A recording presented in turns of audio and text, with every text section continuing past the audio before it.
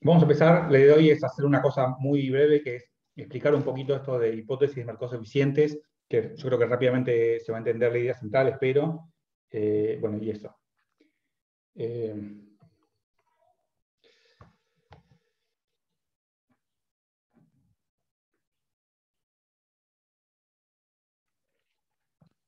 Sí, esto se ve, todos lo ven. Sí, sí, se ve, Diego. Ah, bueno. Cualquier cosa rara, yo se lo atribuyo a que justo actualicé a Windows 11, así que nada, que es posible que pasen cosas raras. Bueno, vamos a ver esto entonces una cosa que yo primero quisiera tratar de mencionar es cómo se suele interpretar la hipótesis de expectativas racionales y después ofrecer una especie como de interpretación alternativa. Recuerden que a la mayoría de la gente no le gusta RATEX, al menos esa es mi experiencia, y mi impresión es que hay un punto de razón, si ustedes quieren, y que tiene que ver con que si vos interpretás la hipótesis de expectativas racionales como un intento de describir cómo realmente los agentes forman expectativas, no tiene ningún sentido. Por eso yo quisiera, digo, eso me parece a mí que hay que concederlo, que si la hipótesis uno piensa que su contenido es puramente descriptivo, entonces sonaste, no tiene mucho sentido la conjetura, igual que otras tantas conjeturas de la ortodoxia. Y por eso la interpretación alternativa, ya creo que se le imaginan. ¿Alguien se acuerda en la tradición falibilista qué es el contenido empírico de una hipótesis? Los potenciadores falsables. Sí, Los básicamente falsadores. exactamente, los falsadores potenciales, es decir, aquellas cosas que si tu conjetura acerca del mundo está bien, no pueden ocurrir. Esa es un poco una idea que vamos a explorar hoy para ver cuál sería entonces, digo, supóngase que decimos, bueno, está bien, RATEX no tiene sentido interpretarla como una descripción de estados mentales o de cómo los agentes forman realmente sus expectativas, entonces, ¿cuál es el contenido empírico? Y un poco, me parece a mí que esto fácilmente se vincula con la hipótesis de mercados eficientes porque esta conjetura muy loca de mercados eficientes no afirma que los mercados sean eficientes en el sentido de que hacen todo bien y no pueden tener crisis, nada por el estilo, sino que, por el contrario, lo que dice es que puede haber crisis y esas crisis no se pueden predecir.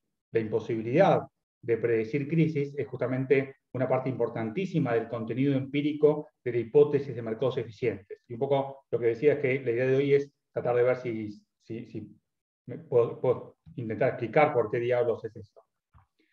Bueno, entonces, esto ya lo conocen. Mucha gente, muchísima gente muy astuta, brillante, piensa o interpreta a los modelos o teorías como descripciones de la realidad, ¿no? Y por eso me parece a mí es importante entender que esto no tiene que ver con que sean tontos ni nada por el estilo, sino porque han heredado una tradición que es sofisticada, que es interesante, que es la tradición de Stuart Mill, según la cual la forma de interpretar los modelos es parecido como si fueran representaciones simplificadas del mundo real, como si fuera un cuadro. El cuadro obviamente no es la realidad, porque la realidad está en 3 dimensiones al menos, el cuadro tiene 2 dimensiones, hay cosas que vos quitás del cuadro que están presentes en la realidad, pero claramente uno podría defender que el cuadro es un intento de representar simplificadamente el mundo real. Y en este sentido muchos piensan que los modelos son intentos de representar muy simplificadamente el mundo real,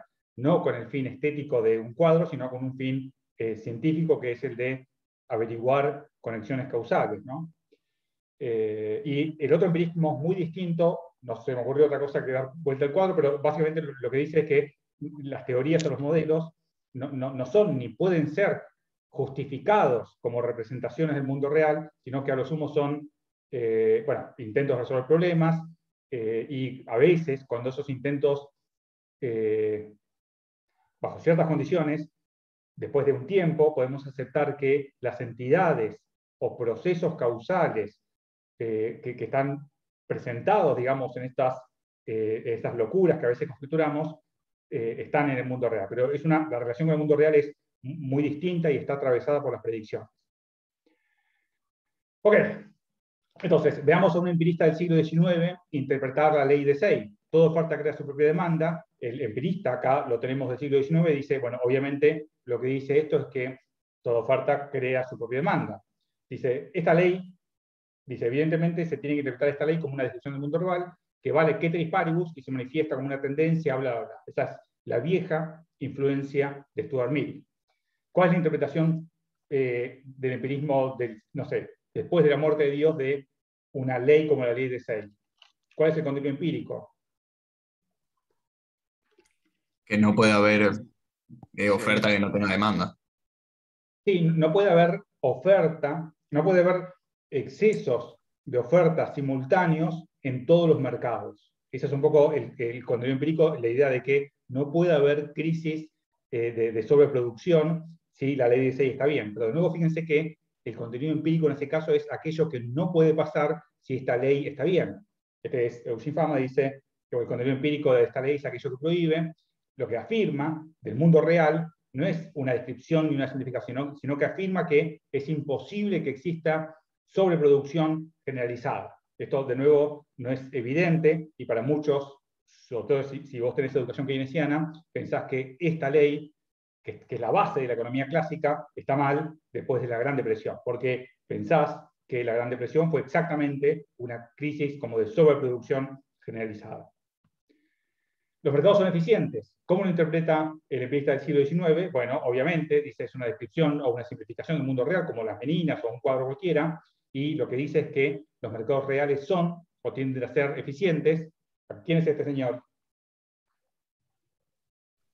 El Krugman, ¿no es? Krugman, ¿no? Krugman dice, el muchacho tiene razón, porque el Krugman, igual que Stiglitz, tienden a interpretar la hipótesis de mercados eficientes o la hipótesis de expectativas racionales como intentos muy malos de describir el mundo real. Y adivinen entonces qué piensan estos señores que son unos genios de la economía ortodoxa.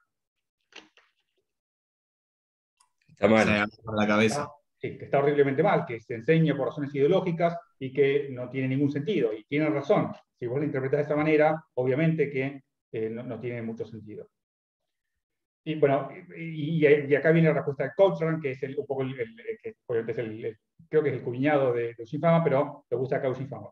El punto es, un mercado informacionalmente eficiente no tiene por qué procesar las órdenes de manera eficiente.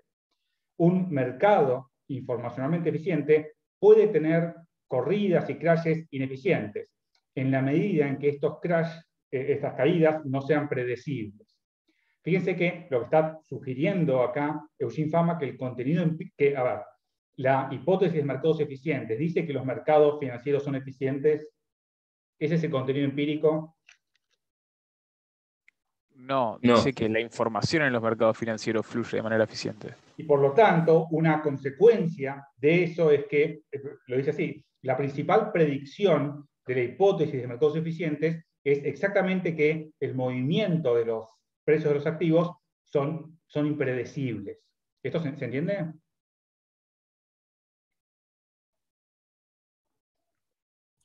Sí, yo cuando leí el texto no entendí, porque habla sobre el análisis técnico también y dice como que es pura suerte, como que... Sí, tenemos que intentar entender eso hoy, a ver por qué dice esas cosas. Pero en principio, acá estamos en un nivel medio filosófico y que tiene que ver con que la idea de mercados eficientes, la hipótesis de mercados eficientes tiene un contenido empírico que es una especie como de limitación dirigida al teórico, en el sentido de, suponete que vos hacés la materia de mercado de capitales y te especializás en el análisis técnico. Si hipótesis de mercados eficientes está bien, ese conocimiento teórico te da ventajas a la hora de conocer el futuro de los futuros precios de los activos financieros. Ninguna. Ninguna. Esto es loco, porque lo que te está diciendo es, esta hipótesis es, ojo señores, que el rol del teórico, o mejor dicho, el conocimiento teórico no te da ventajas positivas para averiguar, por ejemplo, el futuro de los precios de los mercados financieros. Si ese conocimiento, que en algunos nota al pie, me parece a mí que ustedes tienen que hacer, os sugiero que hagan la materia de mercado de capitales, porque está buena, conocen un montón de cosas que un economista tiene que conocer, pero hay partes como donde hay heurísticas, tipo hombro, cabeza, hombro, o también a veces análisis técnico, y hace un tiempo al menos, se presentaban como como herramientas que te permitían saber mejor, digamos, que el mercado, el precio futuro de las acciones. ¿Hasta acá se entiende?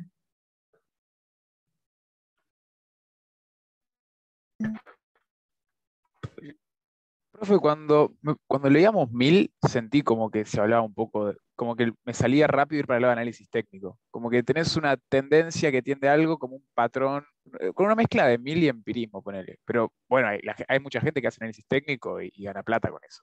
Sí, perfecto. Pero esto es importante porque la hipótesis de mercados eficientes, igual que cualquier conjetura científica, viene a decir algo que es muy loco. Lo que viene a decir es esto que hace mucha gente y con la cual mucha gente gana plata, es una especie como de ilusión, en el sentido de que tus chances de ganar plata con este conocimiento son idénticas a las de un mono tirando dardos. ¿El mono tirando dardos puede ganar plata en la bolsa?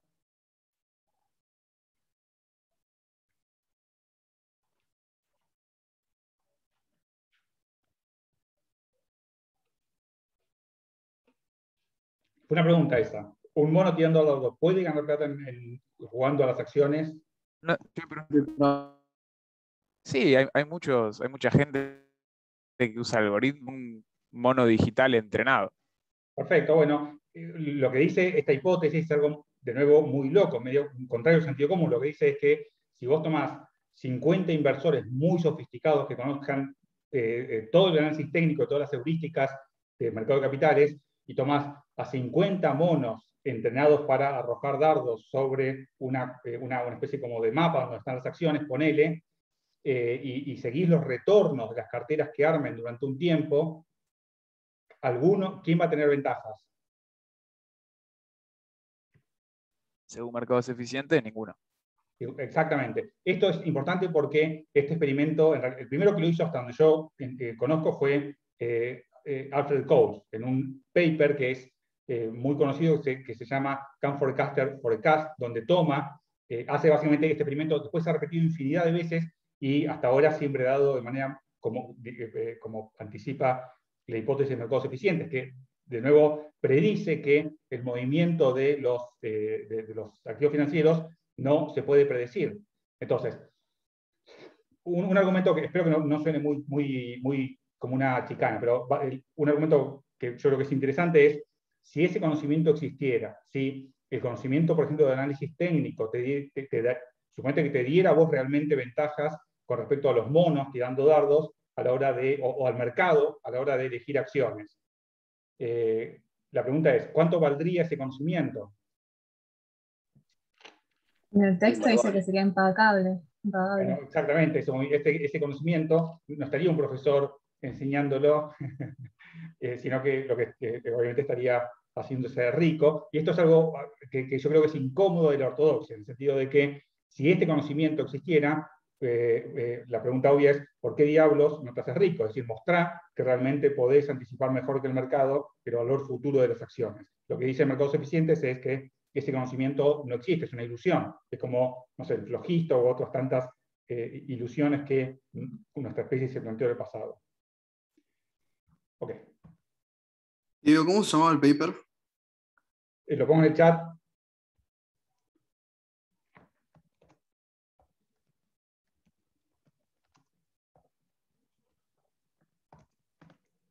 Es este, y nada, a ver, es de Coles, creo que está en la página, está, porque Coles hace este experimento y se da cuenta de que los expertos no tienen retornos distintos a los de los monos, a los hipotéticos monos, ¿no? Incluso creo que les dio un poco peor. En fin, y la pregunta es ¿por qué? Y esta duda teórica se responde recién con Eugene Fama, con esta conjetura muy particular, que es la hipótesis de mercados eficientes, donde dice que toda la información está contenida en el precio. Muy loco. Okay. Bueno, y lo mismo pasa con Ratex. Muchos piensan que es una descripción del mundo real, por ejemplo, que los agentes conocen el futuro o tienen el modelo correcto en la cabeza o tantas de esas cosas, pero obviamente si esto fuera así, no tendría que haber crisis. Este es el argumento, acuérdense, de Stiglitz, lo dice explícitamente, dice, esto ya lo leí una vez, pero lo repito, para la teoría económica las crisis presenten otro puzzle, otro rompecabezas, para aquellos que creen en alguna versión de perspectivas racionales, porque no deberían los mercados haber anticipado el cambio de eventos. Entonces, de nuevo, Stiglitz no es tonto ni nada por el estilo, sino que él piensa de manera razonable para el empirismo del siglo XIX que esta conjetura de Ratex es un intento de describir o abstraer no sé, las causas principales de la formación de expectativas, y si vos lo interpretás de esa manera, rápidamente te empezás a encontrar con estas aporías. No pueden existir crisis, y las crisis existen, por lo tanto, etc. Bueno, por eso tanta gente brillante está muy enojada con la ortodoxia, porque es muy difícil darle sentido, me parece a mí, a tantas afirmaciones ortodoxas locas si no tenés una base falibilista, creo yo. Okay. Bueno, y datos. Recuerden, por favor, esto, ahí están los dos empirismos. Muchos piensan que la forma de mostrar causalidad es con un modelo, y la forma en el falibilismo de mostrar causalidad, por supuesto que el modelo teórico es importante porque sugiere causas, pero después aparecen los experimentos naturales, que vamos a ver la clase que viene, y que básicamente bueno, esto es lo que se llama a veces empirismo de sillón, porque está la idea de que vos podés descubrir conexiones causales del mundo que estás afuera, sentado en un sillón y haciendo ecuaciones. Y a eso se le opone un empirismo distinto, que piensa que la forma de encontrar causalidad es básicamente con experimentos naturales, como los que hacen Riemann y Schwartz en la historia monetaria de los Estados Unidos, y que, dice Bernanke, convenció a la profesión de que Keynes estaba equivocado y de que la causa de la Gran Depresión había sido un error de la autoridad monetaria, etcétera, etcétera. Bueno, y tanto Fama como Angrich y Pischke, que vamos a ver la clase que viene, pertenecen, sugiero, a esta segunda tradición empirista, en donde las leyes son básicamente prohibiciones. Y eso quiere decir que ustedes, como teóricos, como economistas, ¿saben lo que va a ocurrir?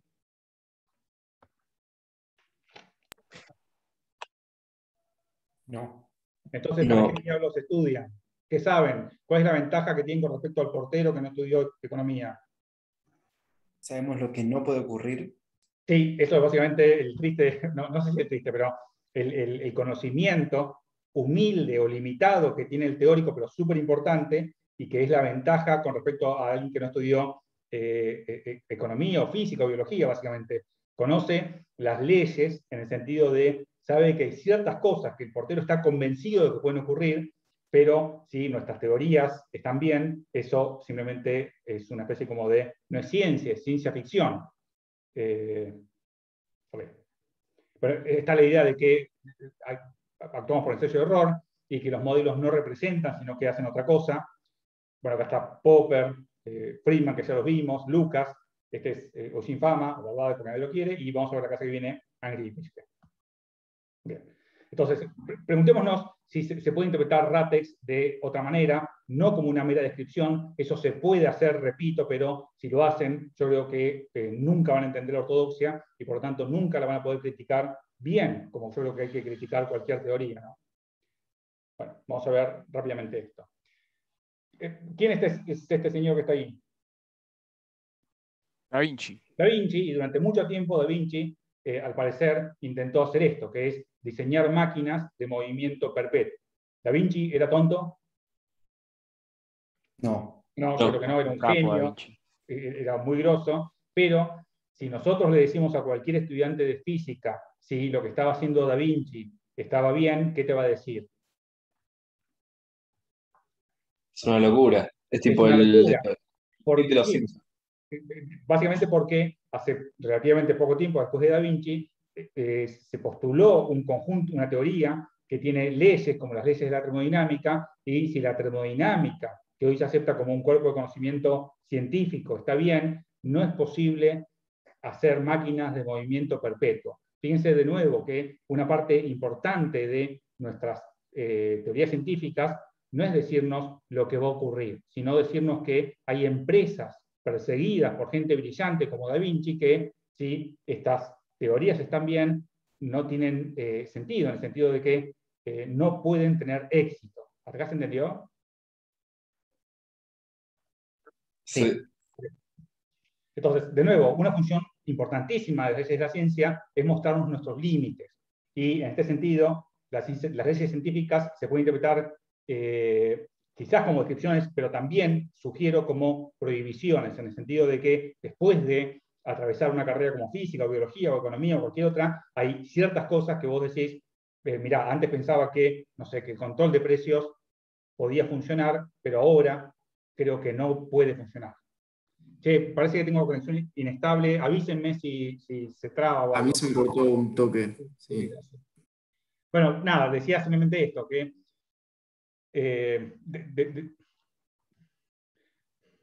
suponete que vos estudiás física, sabés que no podés comprar una máquina de movimiento perpetuo porque tu teoría prohíbe que exista eso. ¿Podés comprar una máquina que vuele más rápido que la velocidad de la luz? No.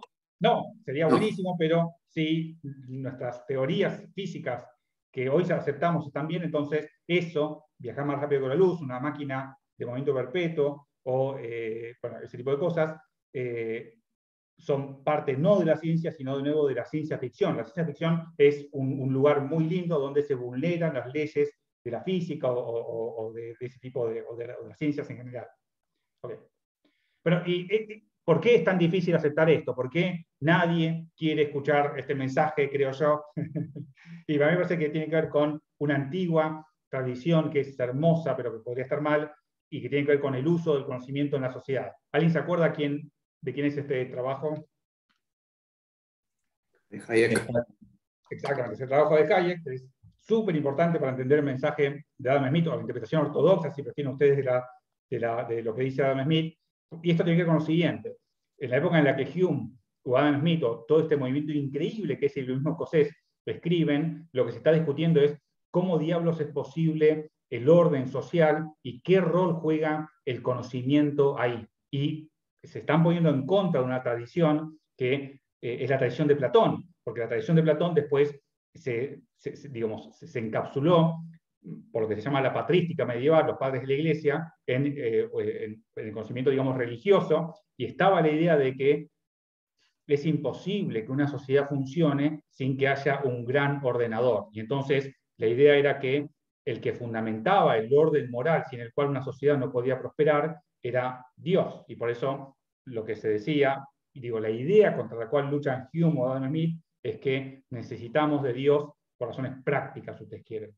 Lo que tratan de mostrar, por ejemplo, Adam Smith en la teoría de sentimientos morales, es que una moralidad puede emerger desde abajo, esto es muy loco, no desde arriba, sino básicamente como la solución de un juego repetido de una sociedad estable, por así decirlo. Esto es medio una locura porque lo que está sugiriendo es que no hace falta postular a Dios para pensar en una sociedad moral.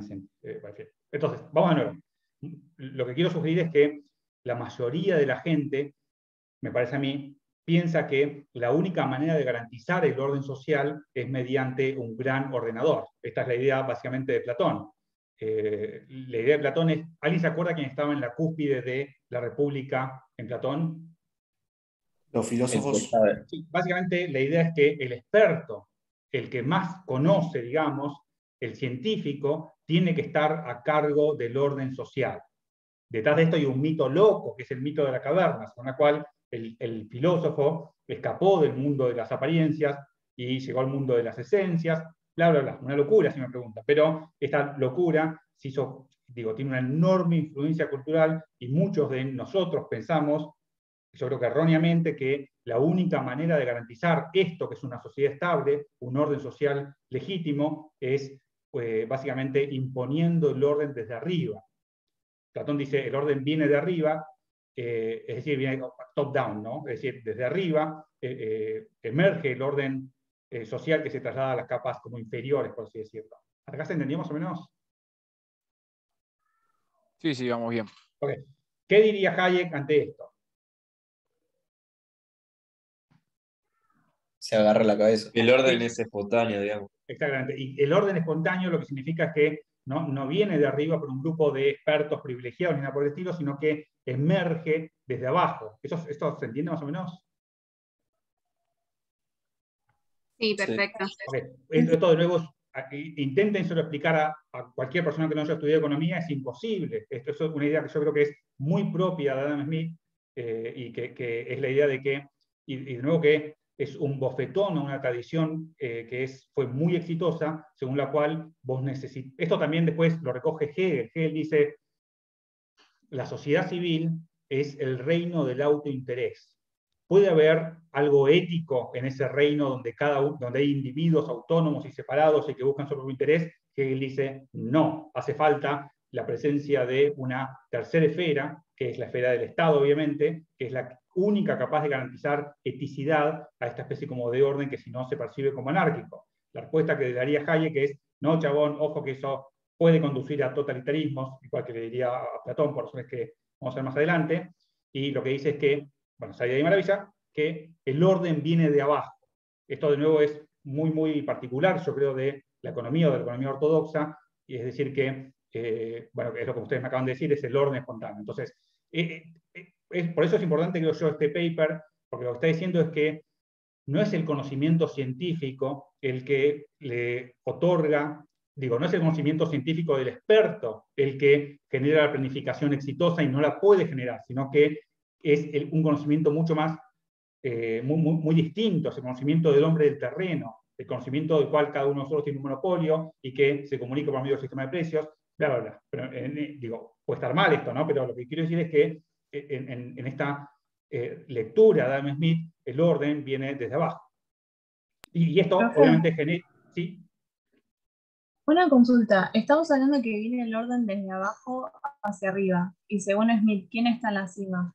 O sea, me confunde un poco esto de pensar que se plantea que todos somos personas limitadas y todos somos igualmente limitadas. Entonces, Sí. ¿quién es el que está en la cima?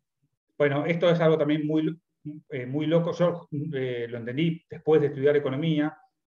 Voy a responder esa pregunta en la siguiente filmina, que es quién debe gobernar, bueno, en términos de la compañera, quién está arriba, o quién tiene que estar arriba de este orden espontáneo. Si vos le preguntás a Platón, la respuesta es obvia, chabón. ¿Quién tiene que estar arriba para garantizar el orden social? No podés poner ni a los guardianes, ni a los soldados, ni a los obreros. Tiene que estar el filósofo rey. Por eso acá dice, bueno, tengo que estar yo, obviamente, gobernando, porque soy el único capaz de garantizarle eticidad y conocimiento, digamos, al resto del orden social. Y la respuesta que da Hayek es muy distinta. Es la idea de que quien debe gobernar no son ni los hombres ni tampoco los expertos, porque básicamente por esta idea de que todos los individuos tienen problemas de incentivos y de conocimiento. Entonces, ¿quién diablos debe gobernar? ¿Cualquiera ¿El o sistema nadie? de precios?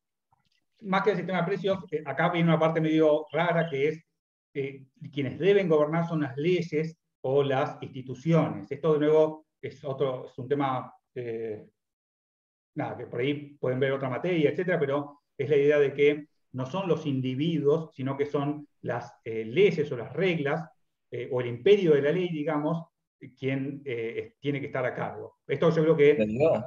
Sí.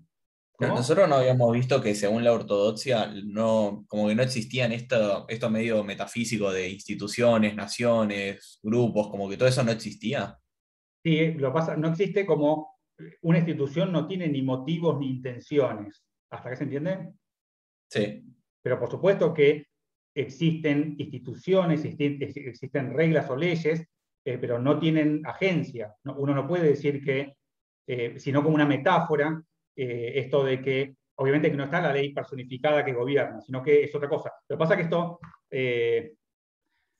esto es un desarrollo posterior, que fue el premio Nobel, si no recuerdo mal, 2016, que es el premio Nobel a diseño de mecanismos. Pero de nuevo esto no lo vamos a ver mucho nosotros. Simplemente lo que les quiero decir es que mucha gente en esta tradición de Adam Smith o de Hayek, que muchos llaman a veces liberalismo clásico, quienes gobiernan no son los individuos, sino que son las leyes. Obviamente que esto no hay que interpretarlo, como dice el compañero, como si las leyes tuvieran motivos, ni intenciones, ni como si estuvieran personificadas, sino de una manera muy distinta. Voy a tratar de, para que no se entienda mal, la idea básica hasta donde yo entiendo de esto del imperio de la ley es que la mayoría de nuestras leyes se piensa, no emergen por el diseño consciente de un legislador. Por ejemplo, las leyes de matrimonio o las leyes de propiedad privada. ¿De dónde diablos emergen si no son digamos, por la creación consciente de un legislador? El deseo de la orden. gente. ¿No entendí cómo? No, yo iba a decir del orden espontáneo. Sí, bueno, orden espontáneo en el sentido de que nuestra especie hizo miles y miles y miles de juegos, es decir, practicó instituciones durante cientos de miles de años, la mayoría de ellas fracasaron y las que quedan, ahí viene el rol del legislador que es posterior a estas instituciones o reglas, se entiende que son condición de posibilidad de una comunidad estable. Y entonces, obviamente que nuestra cabeza animista se las atribuye al legislador, pero es posible que el legislador simplemente haya tomado nota de aquellas instituciones que, al parecer, garantizan una comunidad estable. Son instituciones en el sentido de que si vos las abandonás, voy a dar un ejemplo, espero que no se interprete mal, pero una institución, dice Adam Smith, que es de este tipo, es la institución de la propiedad privada. Lo que dice Adam Smith es que ¿qué pasa con las comunidades que no tienen esta institución de la propiedad privada? ¿Tienen incentivos los individuos para trabajar y traer peces o lo que sea a una aldea en donde no está la institución de la propiedad privada? No, serían todos No. free riders. Bueno, exactamente. Entonces, lo que sugiere Adam Smith es que no hay que interpretar esa institución como el diseño consciente de un grupo de poderosos, nada por el estilo, sino como algo muy distinto, como un conjunto, son instituciones en el sentido de que las comunidades que no las tienen o desaparecen o son inestables o los jóvenes se van. Básicamente, ¿qué es lo que pasa cuando hay un país que tiene mucha inflación? Los jóvenes, durante mucho tiempo, gente razonable e inteligente expresó esto diciendo Dios te castiga, porque se habrá, supongo yo, cansado de ver ejemplos de comunidades que vulneraban estas leyes y entonces básicamente desaparecían, porque la gente se va, no porque ocurre una cosa así metafísica, nada por el estilo. Y entonces, la forma de expresar, de legar, digamos, ese conocimiento a las futuras generaciones, era decir, mirá, chabón, que hay ciertas leyes que cuando vos las vulnerás, Dios te castiga y te hace desaparecer tu comunidad. Esto, hasta donde yo entiendo, es la idea, que yo jamás la entendí hasta que empecé a leer Adam Smith, la idea de el derecho natural, muy loco, ¿no? Derecho natural no en el sentido de que no es artificialmente creado. Pero bueno, eso igual nos llevaría muy lejos. ¿Se entendió un poco más esto hasta ahora? Diego, Sí, una pregunta. sí. ¿Estas instituciones son fenómenos complejos? Yo creo que surgen a partir de individuos como nosotros. Yo entiendo, me parece a mí que lo que diría es que el mercado es, creo yo, un fenómeno complejo. Hay agentes como ustedes y como yo que hacen tonterías, a menos si se parecen a mí, la mayor parte del día, y a pesar nuestro, sin que nosotros hayamos diseñado deliberadamente, emergen construcciones, instituciones que son muy, muy complejas. ¿Hasta acá se entiende? Sí, perfecto. La idea que toma la economía de Adam Smith es que vos podés imaginar individuos que persiguen su propio interés y que a espaldas de eso, como si hubiera una mano invisible que los dirigiera, emergen cosas muy locas, ¿no? Como estas instituciones del matrimonio, la propiedad privada, etcétera, etcétera, o también el sistema de precios, que de nuevo lo que dice Hayek es, nos topamos con él, no es que nadie lo diseñó, sino que fue una de estos ensayos que digamos, garantizó la estabilidad de las comunidades, etcétera, etcétera. Muy loco esto. Lo que quiero decir es que olvídate de explicar esto, creo yo, a una persona que no haya estudiado economía porque es imposible. La gente, incluso muchos economistas, esto lo lamento, pero es así, se burlan, yo creo que por no terminar de entender la idea de mano invisible, y quizás con razón, porque es una idea que suena muy, muy loca. En fin. Pregunta, profe, entonces, como para terminar de entender el tema de las instituciones, es como que hacemos una prueba de error de instituciones, a ver cuál nos permite mejor cooperar y prosperar socialmente, y en base a eso decidimos que se mantienen las que sobreviven a ese proceso de prueba y error.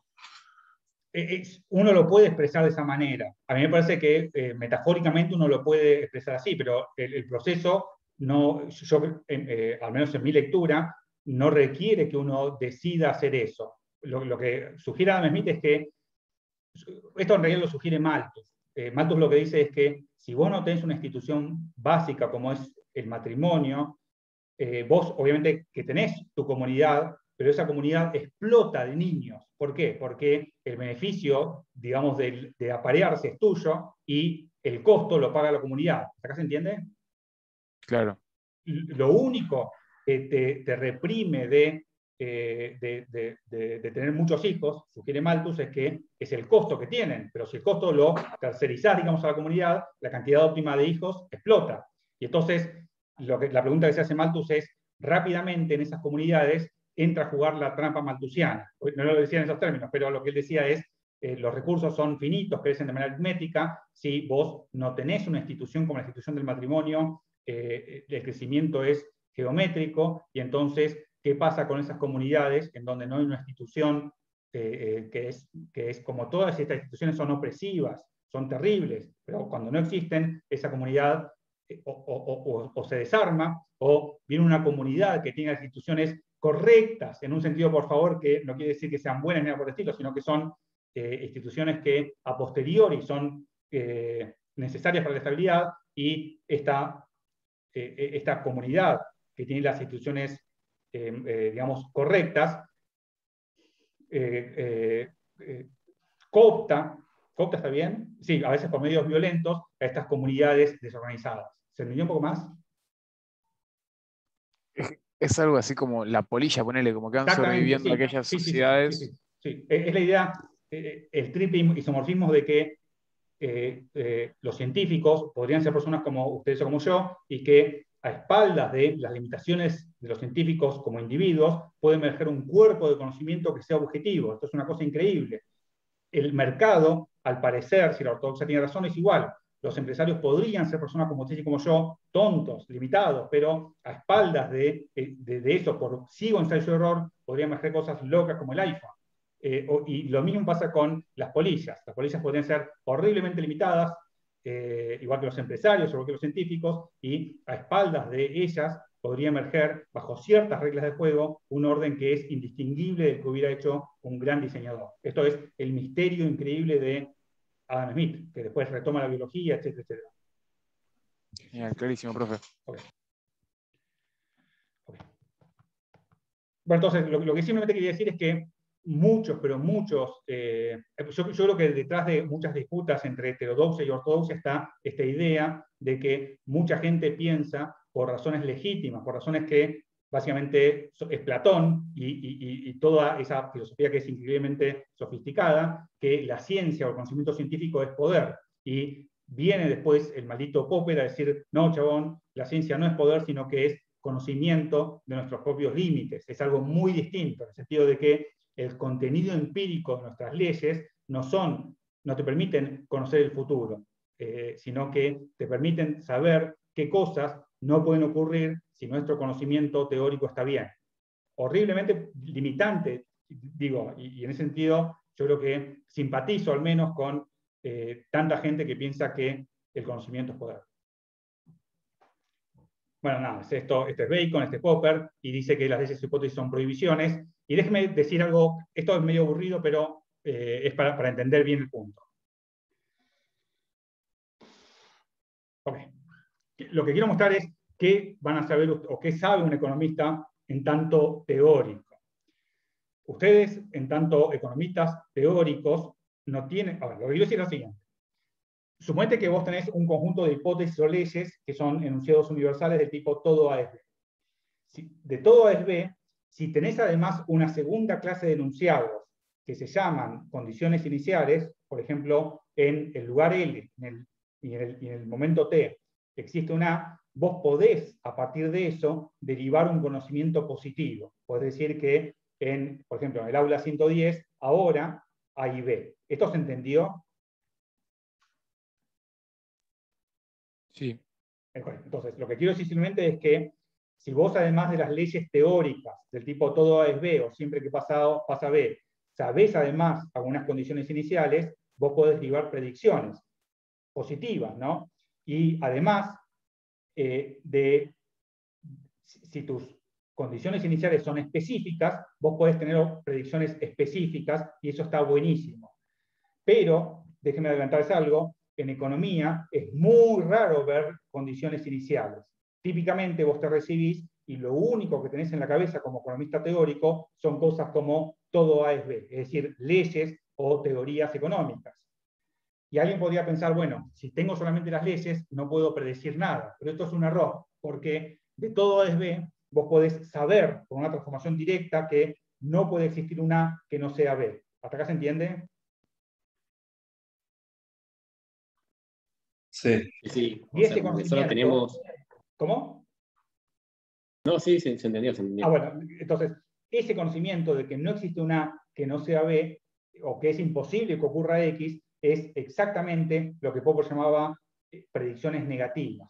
Y esto me parece a mí que es importante porque si esto está bien, a lo largo de tu carrera, no es que vos sabés mucho más lo que va a ocurrir, sino que cada vez más sabés que hay ciertas cosas que no pueden ocurrir, lo cual es horriblemente limitante, porque a lo sumo vos podés decir, bueno, mirá, vos pensás que mucha gente piensa que vos podés tener un estado de bienestar que funciona y además tener, no sé, libre inmigración. Pero después de estudiar un poco de economía, decís, mirá, chabón, todos queremos un estado de bienestar que funcione, todos valoramos la libre inmigración, pero no se pueden tener las dos cosas al mismo tiempo. Y este es muchas veces el amargo conocimiento, que son limitaciones también que nos deja la teoría.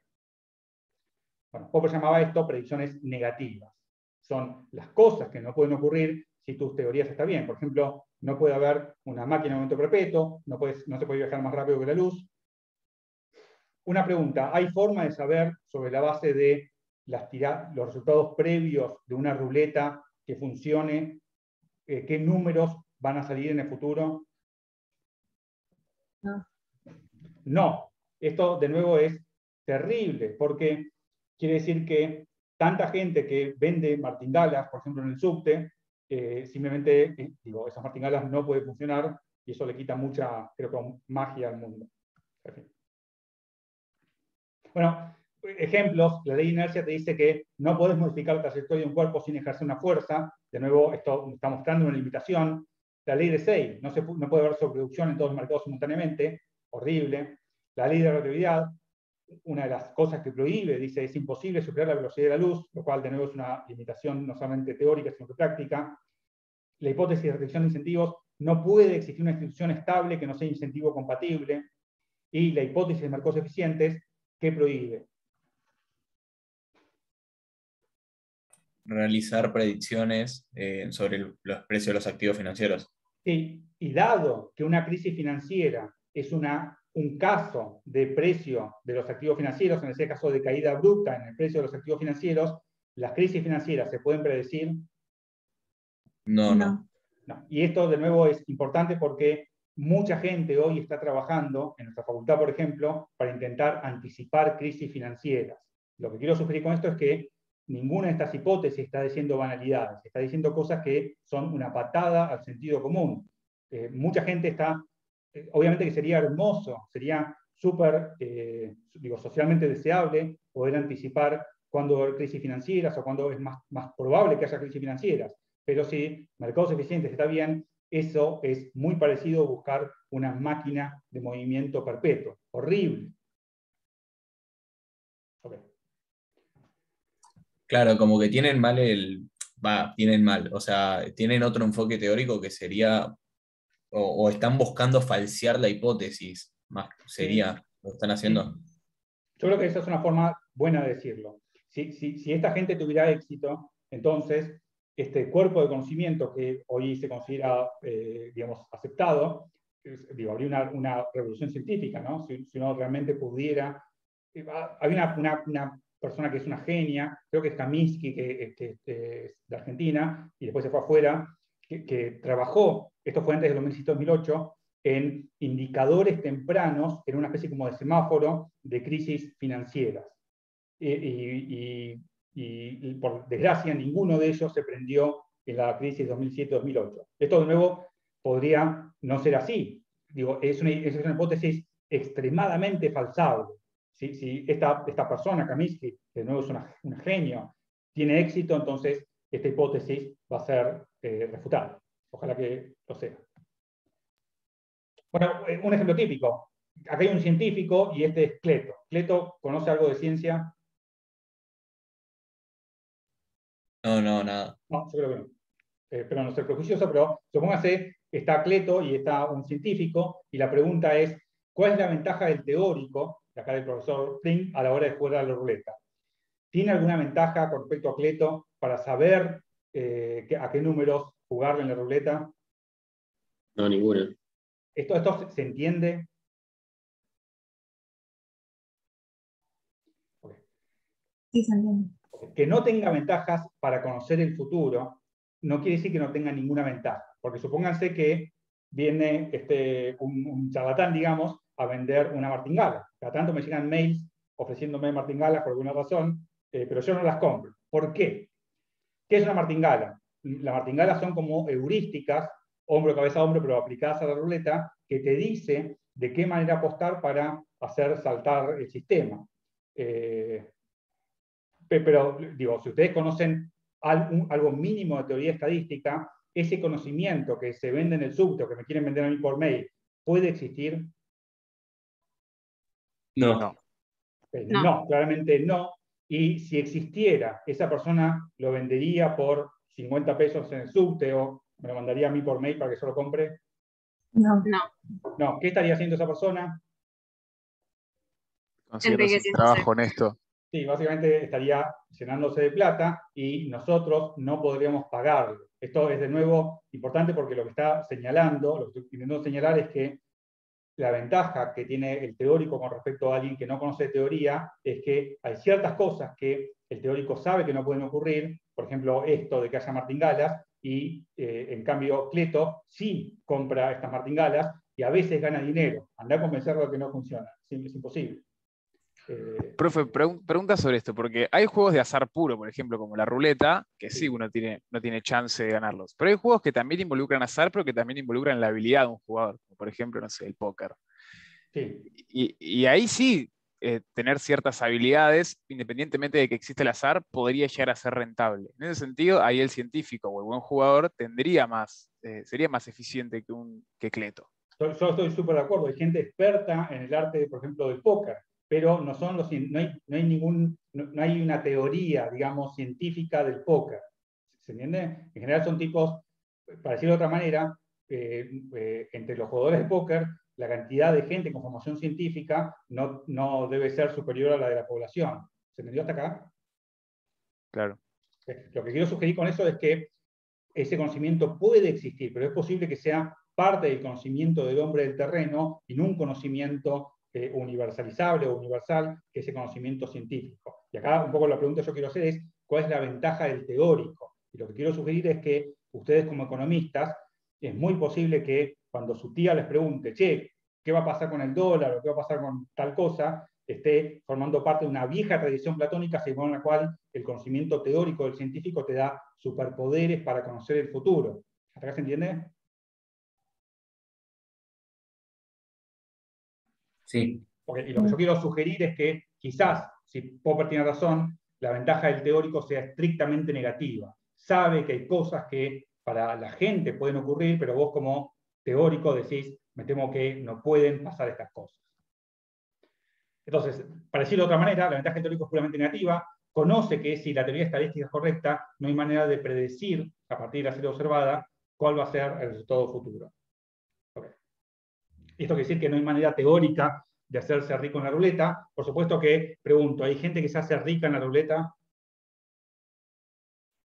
Sí, obvio. Sí, y si vos haces entrevistas con estas personas, te van a dar métodos, heurísticas, qué sé yo, pero por eso es importante que recuerden por favor ese videíto de el debido al sobreviviente, porque las muestras que tenemos nosotros de muchos fenómenos es una muestra extremadamente poco representativa, porque son los ganadores. Así que ojo con eso. Nosotros lo que vemos son las empresas que sobreviven al final del día del mercado. Las demás, obviamente, han desaparecido. Vemos las ideas científicas que han prosperado, las demás no se publican, y vemos las polillas que sobrevivieron, y eso rápidamente nos hace pensar que hay un método, o hay un gran diseñador, o Dios, para decirlo de manera un poco más salvaje. Esto me lo triste. Bueno, esto increíblemente lo dice Hayek en una entrevista.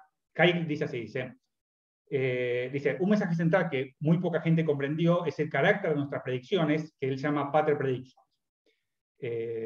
Y esto tiene que ver con, dice, lo que él dice es, esto tiene que ver con Hayek, creo que, no me acuerdo quién, creo que Buchanan lo está entrevistando y le dice, Hayek, decime algo que nadie te haya entendido nunca. Y Hayek dice, nadie me entendió cuando yo hablo de el carácter negativo de nuestras predicciones. Y entonces, quiero mostrar esto. Hayek dice, con los modelos o con nuestras teorías, vamos a ser capaces de hacer predicciones acerca de las combinaciones de eventos que no van a ocurrir si nuestras teorías o explicaciones son correctas. Espero que se vea la influencia de Popper en lo que dice Hayek, ¿no? Bueno, y Hayek sigue diciendo, ¿por qué nadie entiende esto? Y la respuesta es, estas predicciones son tan diferentes en carácter, lo que generalmente se entiende por esta palabra, que no solamente el físico, sino también el hombre ordinario va a dudar de aceptarlas como tales. Van a ser principalmente predicciones negativas de que tales y tales cosas no van a ocurrir, o más especialmente, predicciones de que tales fenómenos no van a ocurrir juntos, ¿no? ¿Hasta acá se entendió más o menos? Sí. Okay. Entonces, esta es un poco una respuesta de para qué diablos sirve la economía.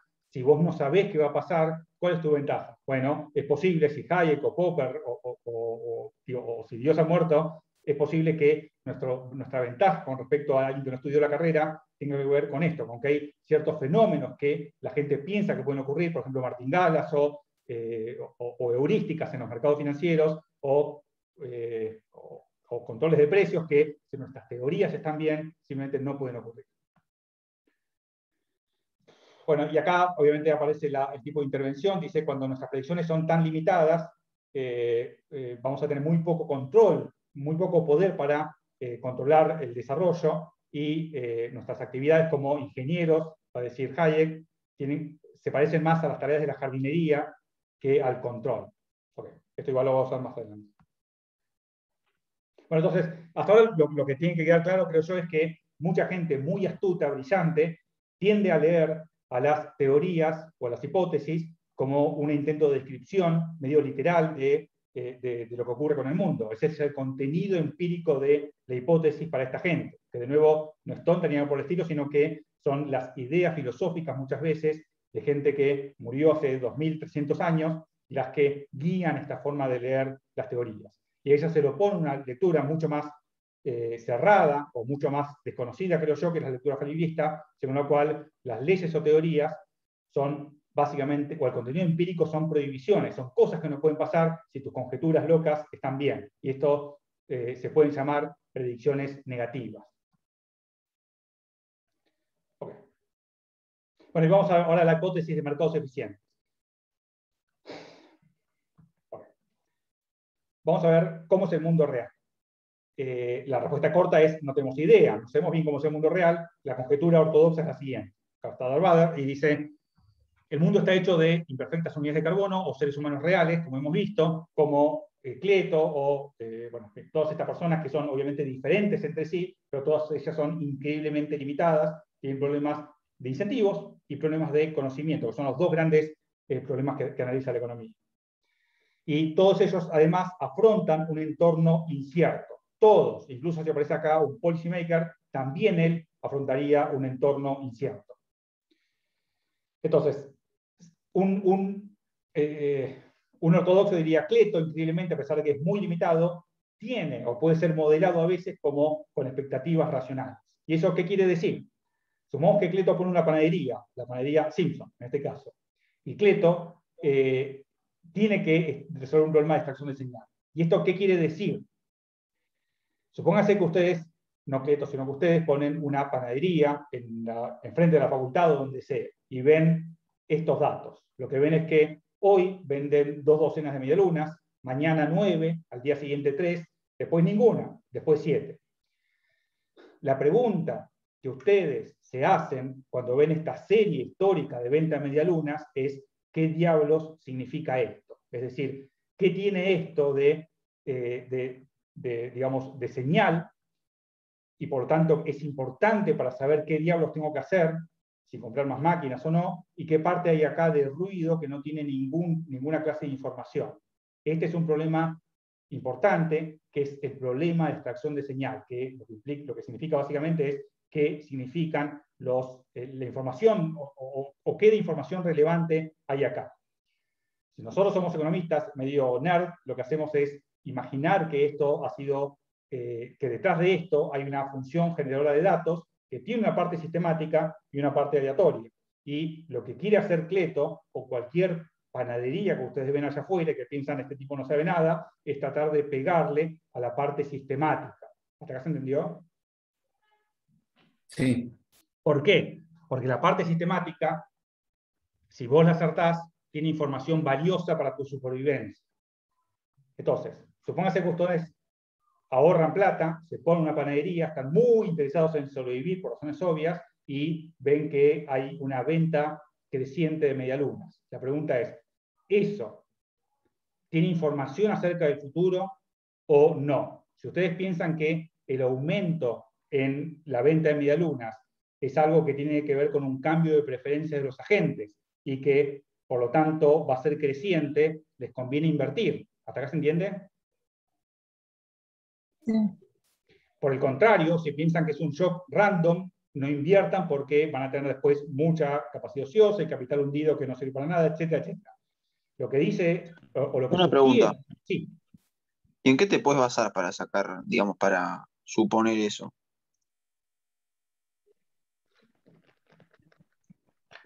Bueno, hagamos un experimento mental. Suponete que vos sos el panadero. Y notás que hay una venta creciente de medialunas. Lo que yo haría sería, bueno, salgo a la calle y veo qué diablos está pasando. Suponete que ves que hay, no sé, una obra pública y hay muchos obreros trabajando ahí porque están arreglando la vereda, ponen, que esos obreros explican una parte importante de ese aumento. La pregunta es, en ese caso, ¿vas a considerar la tendencia como algo transitorio o como algo permanente? Y algo transitorio. Yo también haría lo mismo. Suponete que por el contrario, que ves que se están construyendo edificios, por ahí se terminaron un par, que la zona que antes era de casas bajas ahora se está volviendo muy populosa, digamos. En ese caso, hay más razones para pensar que ese cambio va a ser permanente y por lo tanto te conviene, no sé, comprar máquinas y ampliar tu local, como los pescadores de Marshall, etcétera, etcétera. ¿Hasta acá se entendió?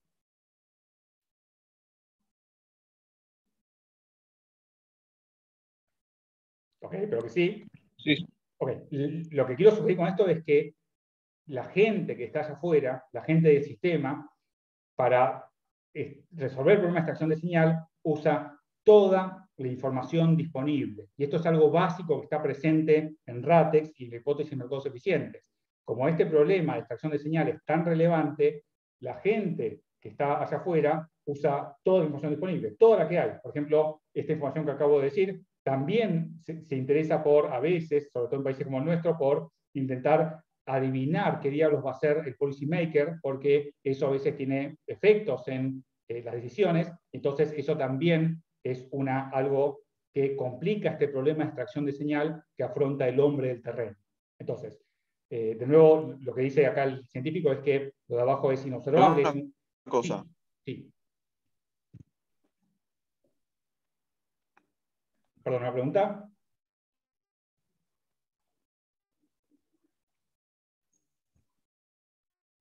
No sé si hay una pregunta. Bueno, si hay una pregunta, por favor, interrúmpanme. Sí, sí, por eso. Sí, sí. Si vos tratás de saber qué va a ser el policy maker, de alguna forma no estás haciendo, no te digo regresión porque no me imagino, ¿viste? Que cualquier agente se ponga a hacer regresión lineal, ¿viste? Para saber qué va a ser un policy maker, pero te pones a mirar qué hizo Sí. poner el gobierno hace meses atrás para sacar, digamos, una idea. No, estoy de acuerdo. Lo que pasa es que en la medida en que el gobierno use cosas sistemáticas, por más que no las anuncie, el policymaker, lo que dice esta teoría, es que la parte sistemática la va a terminar adivinando, aunque sea por ensayo de error. Pero si las acciones del policymaker son discrecionales o arbitrarias, no hay nada, digo, ahí no hay nada sistemático. En la práctica, lo que va a pasar es que los Un ejemplo, agentes van a interpretar la señal como A y otra mitad como no A, y por lo tanto va a haber va a haber, digamos, por así decirlo, fallas que son atribuibles no a un problema para saber cuáles son las preferencias futuras de los agentes, sino a ruido en el entorno. No sé si se entiende esto. un ejemplo sería, por ejemplo, que el gobierno está acostumbrado a emitir de hace décadas y ya, digamos, que la gente eh, asume eso y va aumentando los precios todos los meses. Y suponete que ahí le empieza a bajar el consumo en el negocio. Ahí sería como que vuelve no sé, saca otra idea, porque si no ahí se me fundo, porque no me compra nadie. O sea, eso. Sí, a ver, el problema que pasa cuando hay cambios en el entorno, a ver, si vos sos un panadero o un tipo que está allá afuera, lo que querés es saber cuáles son las preferencias futuras de los agentes. La gente va a querer comprar medialunas mañana o no. Esto es un problema terrible. Y la mayoría de ellas, la mayoría de las veces, digo, hay muchas quiebras que se dan en el medio de gente astuta, porque se equivoca, digamos. Pero si además de averiguar las preferencias futuras, tenés que averiguar qué va a pasar con tu unidad de medida, que es el peso, espero que se vea que lo que se supone que pasa es que se complica todavía más este problema de extracción de señal. ¿Eso se entiende? Lo que quiero decir es que no es que con reglas claras y estables todo el mundo está bien. Pero el problema es que cuando no hay reglas claras y estables, mucha gente que podría estar bien bajo estas circunstancias está mal, en el sentido de que le va mal en el negocio, etcétera, etcétera. No sé si respondí a la pregunta. Sí, sí se entiende, como que si sea política Cosa que se corta mucho. discrecionales, se complica más el panorama. Sí, básicamente porque la forma en la cual nosotros extraemos señales muchas veces tiene que ver con los movimientos de precios relativos. Pero los movimientos de precios relativos pueden tener que ver con cambios de preferencias. La gente de pronto quiere comer quinoa, como yo hace unos años, lo que sea, o también puede tener que ver con cambios en el valor relativo de la unidad de medida. ¿Se entendió hasta acá? Y está todo metido en la misma señal. Por eso ahí lo que se verifica es un efecto. Esto tiene que ver con. Lucas tiene un paper muy conocido en donde usa el modelo de las islas, en donde él muestra que compara increíblemente a Argentina con Japón. Y lo que él intenta mostrar es que, o muestra empíricamente, es que los países que más intervienen para mejorar la economía de manera discrecional tienen mayor volatilidad que los países que no intentan intervenir. ¿Esto se entiende? Sí, sí, Pues, se entiende. bueno, avanza un poquito más. Entonces, lo que quiero sugerir es que, digo, no hay nada loco acá. Lo que quiero decir es que si vos ponés una panadería, tenés mucho interés en, a partir de los datos que tenés, tratar de saber qué parte hay de sistemático ahí y qué parte es ruido puro. Obviamente que vas a fracasar muchas veces, y me temo que mucha gente quiebra, pero lo que afirma la conjetura es que no es que la gente acierta, sino que Cleto se va a equivocar muchas veces, pero no se va a equivocar sistemáticamente, en el sentido de que no va a desperdiciar información. Y esto, de nuevo, es una conjetura metafísica, es una conjetura, creo yo, que no se puede testear, pero a partir de acá emerge una conjetura que tiene contenido empírico. Okay, entonces, lo que quiero decir con esto es que los seres humanos reales enfrentan un problema de extracción de señal y obviamente que la gente se puede equivocar, pero lo que afirma Ratex es que el economista, o también el econometrista, lo puede hacer mejor que el sistema económico.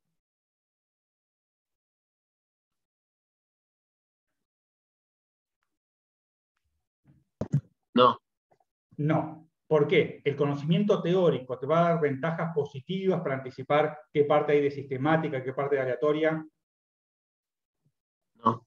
No, lo que te da el conocimiento teórico es básicamente las cosas que no pueden ocurrir si nuestras teorías están bien, pero no te da ventajas a la hora de anticipar el comportamiento futuro de una serie, por ejemplo, de medialunas o de activos financieros. Vamos a ver esto entonces.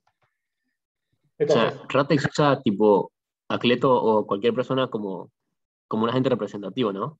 Sí, Como la polilla. sí, lo que quiero mostrar con esto también es que esta es una conjetura, si vos querés, metafísica, que es la idea de cómo es el mundo. El mundo, pero yo creo que no es una conjetura que tenga contenido empírico per se. De nuevo, es una idea metafísica, pero lo que es importante es que de acá emerge sí una teoría que tiene un contenido empírico novedoso, interesante e inesperado para mucha gente.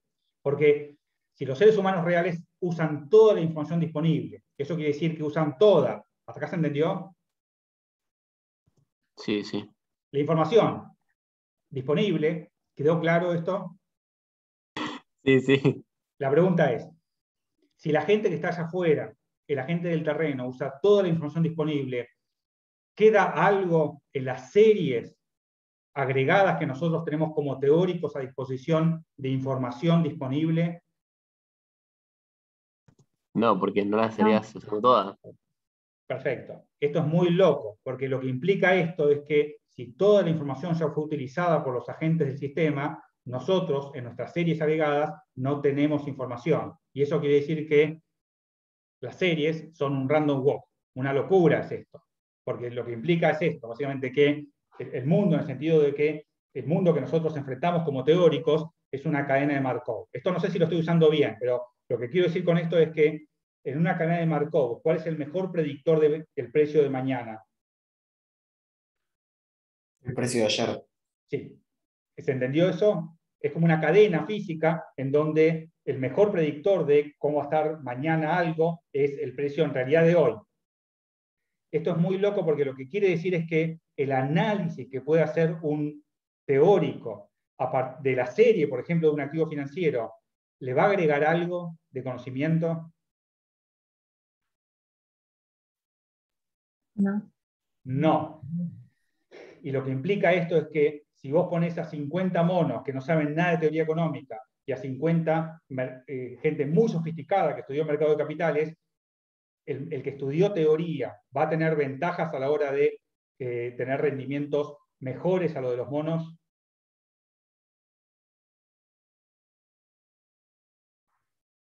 No necesariamente. ¿Se entiende por qué? Porque lo que estoy sugiriendo con esto es que toda la información está metida en el precio que es público, en el precio que todo el mundo ve. Y por lo tanto, la serie a la que nosotros vemos con un montón de información. Esto es importante porque si ustedes se pasan un tiempo, aunque se invierten en acciones, van a empezar a ver esa información que está ahí. Lo van a ver porque es nuestra cabeza, de nuevo, que le imprime forma a veces a las nubes o a las gotas arrojadas al azar de tinta china, o también a los movimientos de las acciones. Lo que está diciendo esta teoría es que esa información no existe, que es un producto, digamos, de tu cabeza paranoica, pero que no existe. Si existiera esa información, los teóricos tendrían ventajas sistemáticas con respecto a los monos o los agentes del terreno. Si no les gusta esta teoría, algo que es razonable, es muy fácil de refutar. Lo que tendrían que hacer es mostrar que, no sé, 50 inversores de bolsas con conocimientos teóricos obtienen mejores rendimientos que 50 monos que proceden aleatoriamente. O sea, perdón, Diego. Sí.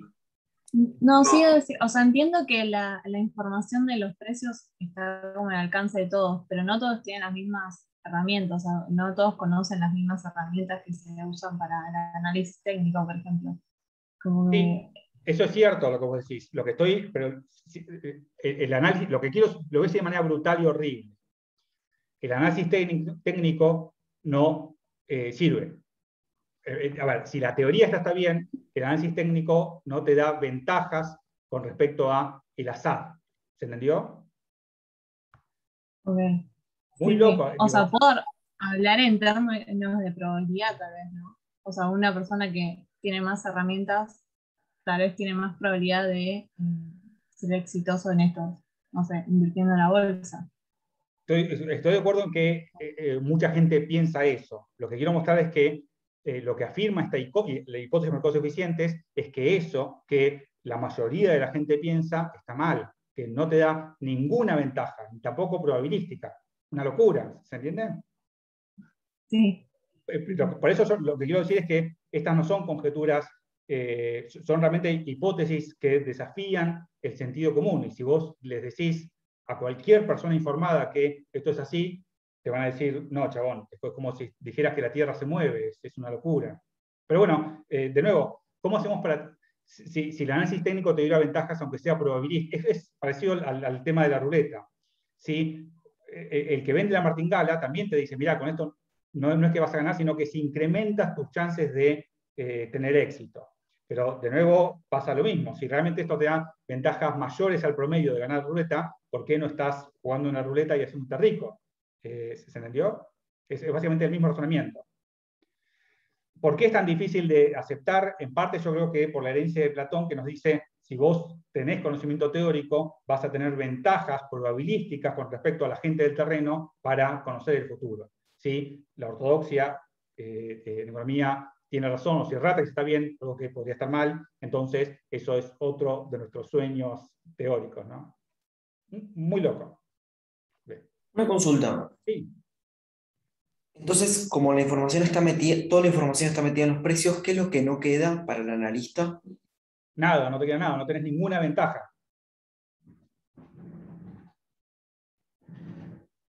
A ver, vamos de nuevo. Si toda la información ya fue utilizada por los agentes que están allá afuera y las series emergen básicamente como un subproducto de ese comportamiento, entonces nosotros como teóricos no tenemos una información superior a los del agente del terreno con respecto al comportamiento futuro de la serie. Y eso quiere decir que todos los patrones que nosotros vemos en una serie financiera y que pensamos que nos van a permitir anticipar su comportamiento futuro son casos de ilusiones ópticas. ¿Se entendió? Sí, gracias. Yo tengo una consulta. Esta hipótesis también invalida lo que es no el análisis técnico, sino el análisis fundamental de ver, no sé, dos empresas similares, pero una está como subvaluada respecto a la otra. Eso también queda invalidado, digamos. Sí, lo que dice básicamente es que después de estudiar mercado de capitales, tus chances de ganarle un mono son idénticas que antes de estudiar. ¿Se entendió? Claro, perfecto. Era para confirmar. Ok. De nuevo, no quiero decir que esto esté bien, lo que quiero mostrar es que es anti-intuitivo. Es de nuevo, pero de nuevo, a mí me parece que la ciencia en general hace eso. Okay. Entonces, RATEX implica que muchas series económicas de consumo, de productos y sobre todo de precios son random walk, y esto es algo increíble porque mucha gente muy sofisticada se pasó 30 años tratando de extraer información de esa serie. Lo que está diciendo esta hipótesis es, has desperdiciado tu existencia porque esa información no existe. Una locura. Bueno, de nuevo, no existe en esa serie esa información sistemática, toda ella fue utilizada por los agentes reales del sistema, y, importante, cuando hay información pública, se incorpora de manera instantánea en los precios. Por lo tanto, no podés vos arbitrar como teórico mejor que un adolescente, digamos, que esté con las computadoras y haga el arbitraje rápidamente. Okay. Y de nuevo, los precios futuros no se pueden anticipar sobre la base del comportamiento de los precios del pasado. Bueno, y esto, de nuevo, tiene implicancias que son muy locas. Por ejemplo, mucha gente, sobre todo gente que no conoce economía, le encanta hablar de burbujas. ¿Escucharon alguna vez el término? Sí. Okay. Incluso hay una historia muy loca que dice que hubo una burbuja. Bueno, en fin, ya está lleno de casos así. Pero espero que... Profe, la burbuja del tulipán. Esa burbuja me parece a mí que está muy bien. La burbuja también de ¿cómo se llama? Del Bitcoin, muchos dicen, la burbuja de las casas. Eso, hay miles de ejemplos de gente que dice que esto es una burbuja. A ver, ¿por qué Eugene Fama o la gente que entiende mercados eficientes duda de este conocimiento? Déjenme mostrarles el argumento. Por ahí está mal, pero déjenme mostrarles. Supóngase que ustedes ven un activo financiero que hace este movimiento alcista muy pronunciado. La pregunta es, ¿esto es una burbuja o un cambio de preferencias de los agentes? Dígame. No sabemos. Bueno, si la hipótesis de mercados eficientes está bien, no hay manera de saberlo. Esta serie, en el futuro, puede hacer dos cosas. Si ocurre esto, nosotros diríamos, bueno, esto ha sido un cambio de preferencias, como ocurrió, por ejemplo, con, no sé, los productos informáticos hace 30 años atrás, que aumentaron muchísimo las acciones. Mucha gente dijo burbuja, burbuja, pero se mantuvo, digamos, como un cambio de preferencias. Pero también puede ocurrir, como en el caso de los tulipanes, esto. Y cuando pasa esto, la gente, ¿qué dice? Burbuja. Una burbuja. Pero espero que se pinchó. entienda que no hay, digo, si mercados eficientes está bien, no hay manera en T0 de anticipar si un movimiento abrupto de una acción o de un grupo de acciones es una burbuja o es un cambio de preferencias. ¿Esto se entiende?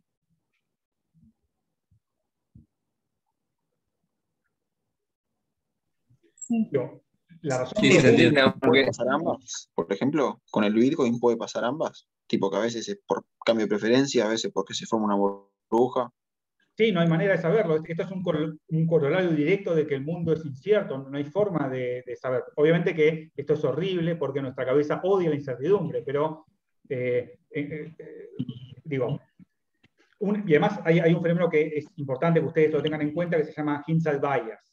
Y es que una vez, digo, vos no podés decir en T0 cuando estás acá si esto es una burbuja o un cambio de preferencias, porque eso implicaría que tenés un conocimiento privilegiado mejor que el mercado, que los agentes del sistema, con respecto a el comportamiento futuro de una serie. Y si la hipótesis de mercados eficientes está bien, ese conocimiento no existe. Pero suponete que esta serie hizo así. Una vez que la serie bajó, nuestra cabeza, horriblemente paranoica, dice, era obvio. Esto lo quiero resaltar porque tiene que ver con un fenómeno que se llama hindsight bias. Ok. Esto lo explico rápidamente. Supóngase que ustedes hacen un examen y les va mal. Una vez que ustedes ven que les fue mal, la cabeza de ustedes les empieza a decir, era obvio, era evidente. ¿Hasta acá se entiende? Sí. Okay. Esto es importante. Hay muchos experimentos. Esto aparece a partir de 1968 con un señor que se llama Flischhoff, en donde él hace análisis del siguiente tipo.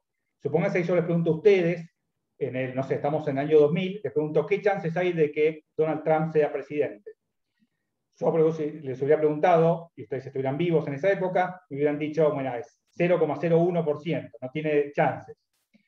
Pero una vez que Donald Trump es elegido presidente, y les pregunto a ustedes que por favor recuerden qué chances le habían asignado ese evento, las chances que ustedes recuerdan son muy diferentes, son mucho mayores. ¿Hasta acá se entendió? Sí. Esto, de nuevo, no tiene que ver con que sean mentirosos, nada por el estilo, sino porque nuestra cabeza no es un aparato destinado a la verdad, sino básicamente a la supervivencia. Y entonces recuerda efectos azarosos como si fueran necesarios. Y esto les va a pasar toda su vida. Supóngase que mañana yo me muero. Eso es una desgracia, pero supóngase que pasa eso. Ustedes, la cabeza de ustedes, va a empezar a encontrar signos que hacían evidente que ese triste desenlace acontezca. ¿Se entendió acá? Claro, bebías mucho Coca-Cola.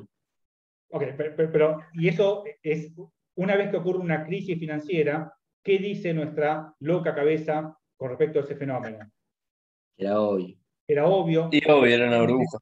Y se multiplican las explicaciones de por qué era obvio, evidente. Por ejemplo, se habla de exuberancia irracional y esas clases de conjeturas. Pero si mercados eficientes está bien, no hay manera de antemano de saber qué va a pasar con los precios futuros, porque todo el contenido informativo está metido en el precio que tenemos hoy.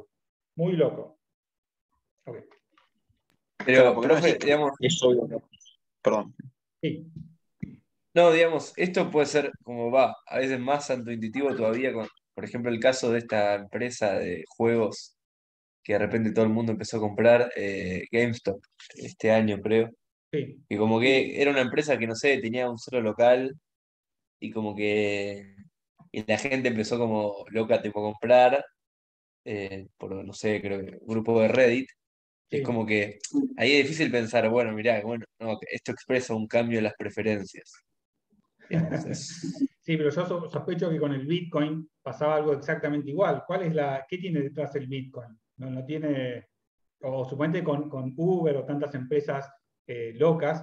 Lo que quiero decir es que cuando aparece un fenómeno novedoso, la mitad de la gente piensa, es obvio que es una burbuja, y la mitad de la gente dice, esto puede ser interesante.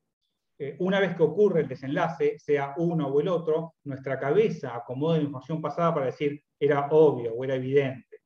De nuevo, esto pasa también con los terremotos. Si mañana hay un terremoto, ¿qué va a empezar a decirnos nuestra cabeza paranoica? y sí, digamos, tenía que pasar. Sí, nos va a decir, mirá, ¿sabes qué? Yo sabía.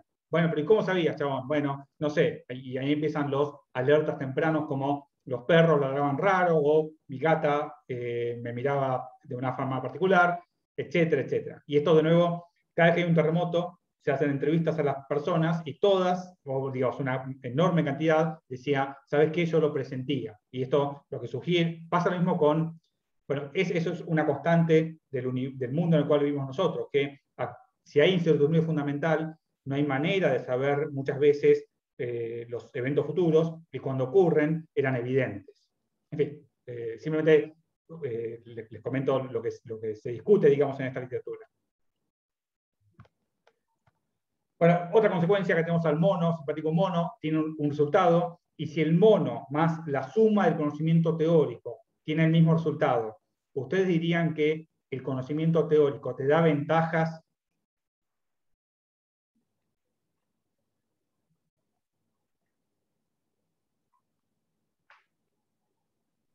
A mí se me cortó un poco.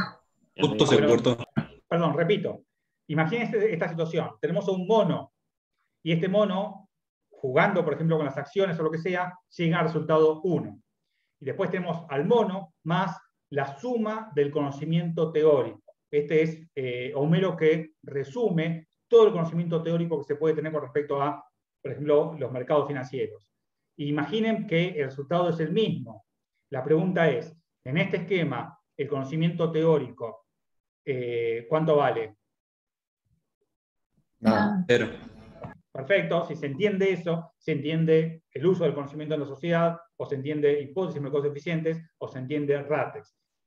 Para anticipar el futuro, al parecer, el conocimiento teórico no te da superpoderes. Lo único que te puede dar a veces el conocimiento teórico es básicamente predicciones negativas, saber que hay ciertas cosas que no pueden ocurrir. Muy loco. Bueno, y esto a veces ocurre, bueno, eso por ahí lo explico más adelante. Pero bueno, fíjense, esto yo creo que es muy ilustrativo. ¿Se acuerdan de la crisis 2007-2008? Sí. Bueno, estos son los pronósticos que hacían nuestros mejores modelos macroeconómicos. ¿Alguno pudo anticipar la crisis financiera?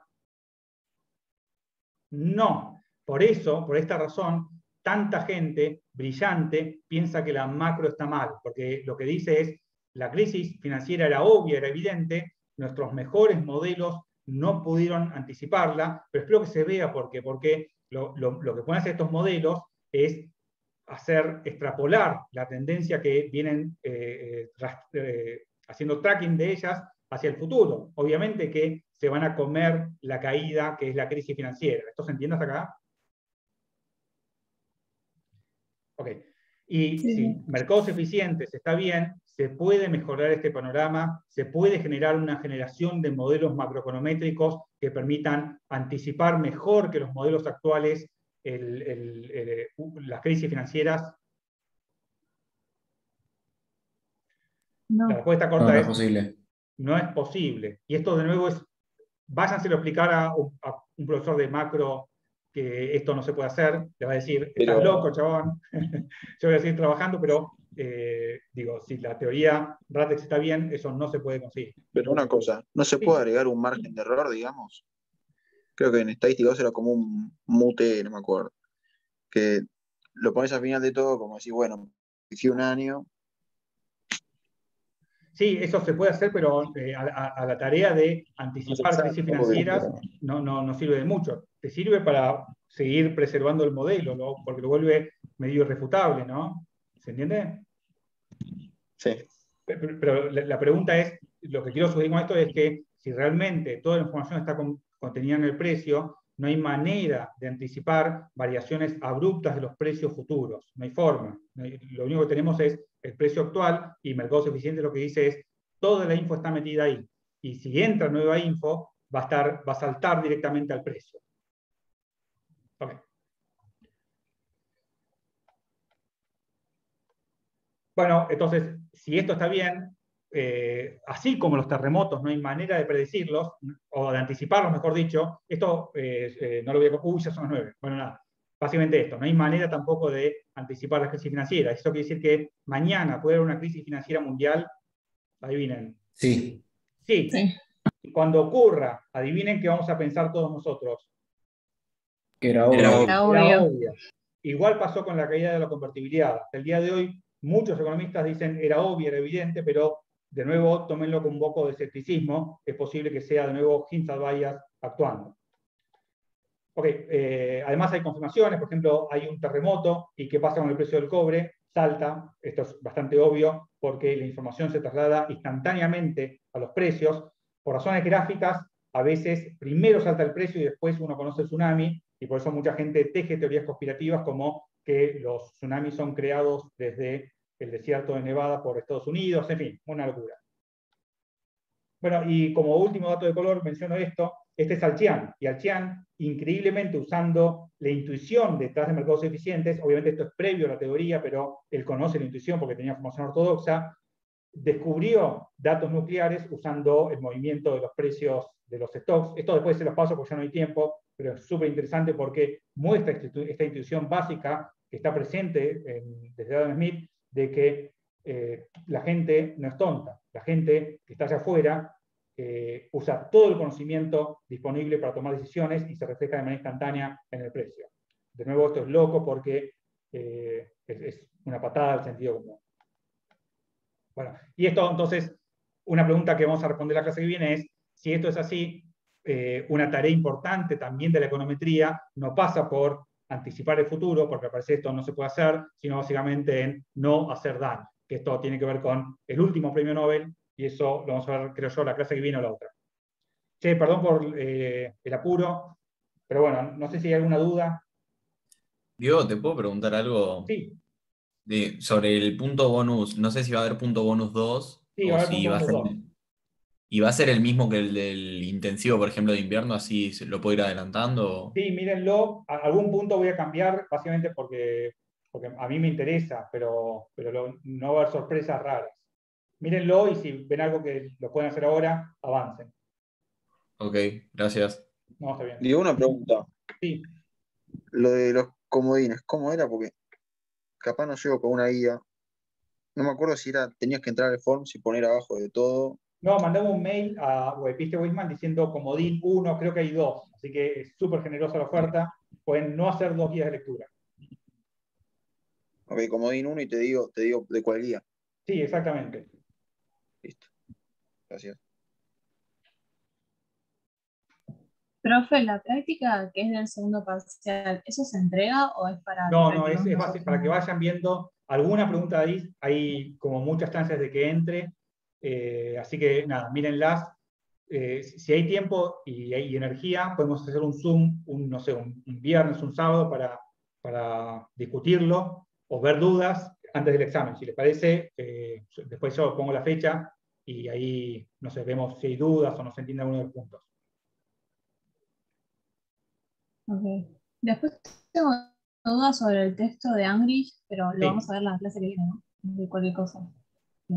Bueno, dale, si te parece lo dejamos para la vez que viene y ahí no te olvides y preguntame. Dale, gracias.